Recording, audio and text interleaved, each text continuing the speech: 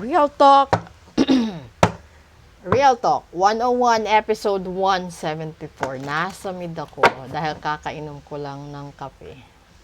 Okay. So, this is February 21st, Real Talk 101. Check natin kung ano yung maidadagdag niyang detalye sa atin. Kuha tayo dito ng isa. And dog pa din yung lumabas. And that is all about loyalty. Siguro lumalabas itong aso ngayon. Diba? Pasahin muna natin. You may be feeling like those around you let you down or are not doing their fair share or work. This comes as a reminder that loyalty exists and you must not settle for anything less and you deserve better than mixed signals. Ngayon, sinasabi niya dito, mixed signals. Kasi, may mga panlilin lang. 'Di ba? Alam mo yung demonyo, yung mga demonyong tao. 'Di ba? Para manloko, yung alam nila is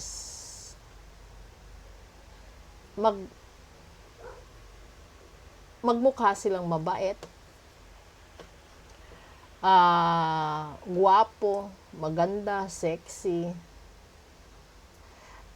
Yun yung ginagawa eh. Kung matatandaan ninyo, yung mga tao madaling mauto kapag yung kasama nila or yung kausap nila is gwapo, maganda, mayaman. Sa tingin nila yun yung outer appearance. Yung hindi nila nakikita yung kalooban at saka yung intensyon. Ngayon, sinasabi ni Universe dito, kung nagkakaroon ka man ng mixed signals ngayon, magpa-reading ka. Kasi, iba yung general reading sa solo mo na reading. Kasi makikita sa sarili mo, reflection doon kung ano ang dapat at hindi dapat. At kapag sinabi na may ritual kang gagawin, huwag mong kalilimutan na yung ritual na yon hindi makikita. Yung lahat-lahat hanggat hindi mo ginagawa. So ngayon, may mga ugali kasi yung tao na gusto nilang resulta muna bago sila kumilos or bago sila gumastos, which is hindi siya ganun kaganda. Dahil yung pag-uugaling ganun, real talk, is sigurista. Yung eto, bigyan ko kayo ng example lang. Gusto mong yumaman. Gusto mong magkapera. Pero kapag nagtrabaho ka, ilang taon ang bubunuin mo bago ka makapag-ipon ng 1,000,000. Depende sa diskarte. Depende sa papasukin mong trabaho. Depende sa kakayanan mo. Diba? Hindi naman lahat ng tao pwedeng kumita ng milyon eh. Hindi rin lahat ng tao pwedeng kumita ng ikayayaman nila. Ngayon, kapag nagpahula ka at nakita na kaya pala hindi magaan ang swerte sa buhay mo kasi maraming balakid, dapat tanggalin yun. Diba? Para makadaan yung swerte papunta sa'yo. Yung tanong pang dagdag doon, yung kamalasan ba gawa lang ng natural o gawa ng tao? Kasi may kamalasan na natural, yun yung karma mo, galing sa pagiging pasaway mo sa mata ng Diyos. Maliban pa doon, yung ibang karma mo is ang pagiging pasaway mo sa mata ng tao. So, halimbawa, nagsinungaling ka sa magulang mo, sa asawa mo, sa magulang, sa mga kapatid mo, lahat-lahat. Yun yung karma mo sa Diyos. Yun yung karma mo sa Diyos. No? Lahat-lahat yun. Pero, kapag may niloko kang tao, pagdating sa pera, sa pag-ibig, sa trabaho, sa negosyo, at pinabarang ka, yun yung karma mo sa tao. Kaya hindi mo masasabi na idadaan mo lang sa dasal. Dahil yung pwede mong idaan sa dasal, ang kasalanan mo lang sa Diyos.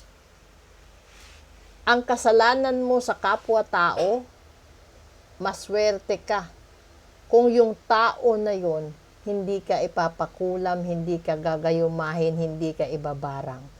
Pero kapag ang taong yon ay hindi tanggap ang nagawa mong pagsisinungaling, ang nagawa mong pagtataksil, ang nagawa mong pagtatraidor at panggagancho, panluloko, talagang doon yan mapupunta, papabarang ka.